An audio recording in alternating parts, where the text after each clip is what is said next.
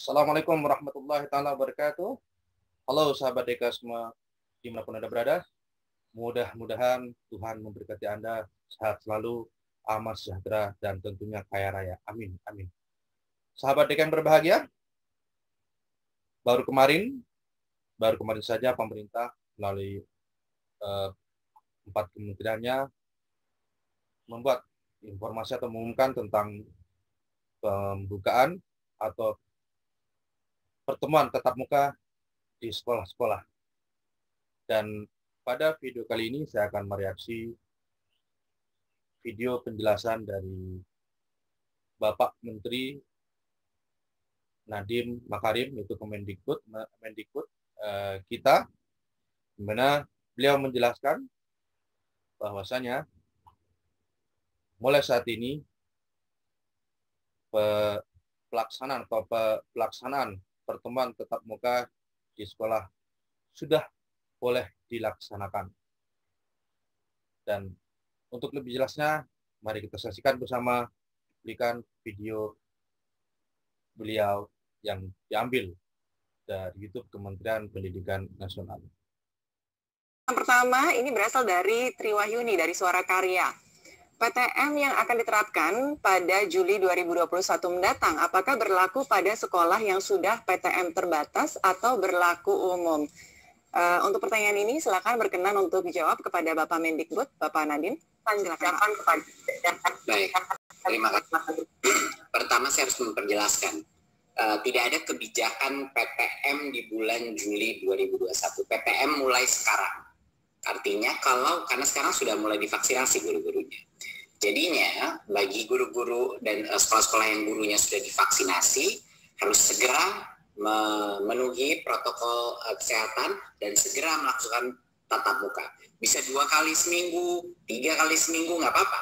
Nggak perlu cepat-cepat. Tapi kebijakan ini adalah bagi sekolah yang gurunya dan tenaga pendidikan sudah divaksin harus segera menyediakan opsi tatap muka.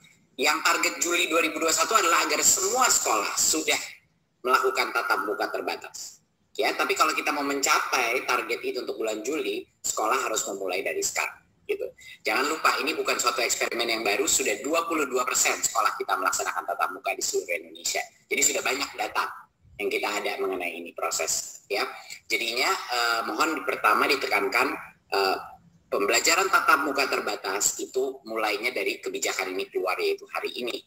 Ya, jadi yang sudah divaksinasi harus segera melakukan langkah-langkah untuk memenuhi daftar periksa dan segera membuat opsi tatap muka bagi anak-anak. Ya, tapi jangan lupa juga ada satu lagi faktor bahwa orang tua berhak memilih apakah anaknya saat sekolah itu menyediakan tatap muka terbatas, apakah anak itu diperkenankan untuk pergi ke sekolah apa tidak, itu adalah keputusannya orang tua.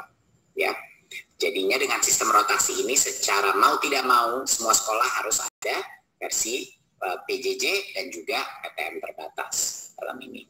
Ya, satu lagi yang sangat penting, bagaimana dengan sekolah-sekolah yang sudah melakukan PTM ini? Sudah 22% sekolah kita sudah melakukan pembelajaran tatap muka terbatas, ya, dengan protokol kesehatan. Itu silahkan lanjut, diperbolehkan lanjut. Jangan mengira nanti, oh berarti kalau belum divaksin harus tutup lagi. Tidak, itu dipersilahkan untuk lanjut, tentunya dengan protokol kesehatan yang sudah jelas standarnya, ketat. Dan tentunya kalau ada indikasi penyebaran infeksi atau apa harus langsung ditutup lagi sekolahnya, ya, atau dalam skala yang lebih besar seperti PPKM. Ya, jadi sekali lagi saya memperjelaskan, ini bukan diterapkan pada bulan Juli 2021. Itu adalah aspirasi kita di Juli 2021 tahun pembelajaran yang baru, semua sekolah sudah melakukan tatap muka terbatas. Untuk mencapai itu, kebijakan PTM ini mulai dari sekarang. Sehingga sekolah-sekolah yang di mana gurunya itu sudah divaksinasi segera melakukan persiapan dan melaksanakan pembelajaran tatap muka terbatas. Mungkin itu dari saya. Terima kasih. Ya, bagaimana Sobat Deka, sudah menyaksikan semua tadi videonya? Menurut saya, dari apa yang telah dijabarkan oleh Pak Menteri di video yang, kalau saya bilang ini video adalah video kesimpulan dari apa yang disampaikan, oleh Pak Menteri, karena video tadi berdasarkan dari pertanyaan dari salah satu wartawan atau salah satu pers yang menanyakan tentang pelaksanaan pertemuan tatap muka di sekolah-sekolah. Ada beberapa poin yang bisa saya ambil dari penjelasan beliau. Yang pertama, pertemuan tatap muka di sekolah harus sudah dilaksanakan. Tentunya dengan menggunakan protokol kesehatan yang maksimal. Dan guru-guru semua sudah harus divaksin, ya, guru-guru semuanya sudah harus divaksin. Sehingga apa? Sehingga keamanan untuk terjangkit atau terinfeksi virus-virus yang tidak diinginkan tidak akan terjadi, atau minimal pencegahan untuk penularan virus itu tidak terjadi, minimalnya seperti itu. Kemudian poin yang kedua yang bisa saya simpulkan, adalah yang bisa simpulkan dari penjelasan beliau, untuk pelaksanaan PTM atau pertemuan pembelajaran secara tatap muka secara terbatas, pertemuan tatap muka secara terbatas di sekolah, siswa yang bisa hadir di sekolah harus mendapat izin dari orang tua, yang artinya orang tua punya hak untuk melarang anaknya untuk tidak mengikuti pertemuan tatap muka terbatas di sekolah-sekolah yang dimana anaknya belajar. Nah, di poin kedua ini kita harus menggarisbawahi, yang artinya apa?